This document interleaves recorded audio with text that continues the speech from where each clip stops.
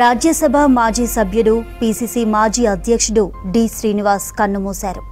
అనారోగ్యంతో బాధపడుతున్న ఆయన ఓ ప్రైవేటు హాస్పిటల్లో చికిత్స పొందుతూ తెల్లవారుజామున 3 గంటలకు మృతి చెందారు. గుండెపోటుతో డిఎస్ చనిపోయారన్నారు కుటుంబ సభ్యులు. గతంలో ఉమ్మడి రాష్ట్రంలో 2 సార్లు పీసీసీ అధ్యక్షుడిగా మంత్రిగా పనిచేశారు. రాష్ట్ర విభజన తర్వాత 2015లో బీఆర్ఎస్లో చేరి రాజ్యసభ సభ్యునిగా ఎన్నికయ్యారు. డిఎస్ భౌతిక కాయాన్ని హాస్పిటల్ నుంచి హైదరాబాద్ బంజారాహిల్స్లోని నివాసానికి తరలించారు. కాంగ్రెస్ కార్యకర్తలు, అభిమానులు, ప్రజలు నివాళులర్పిస్తున్నారు.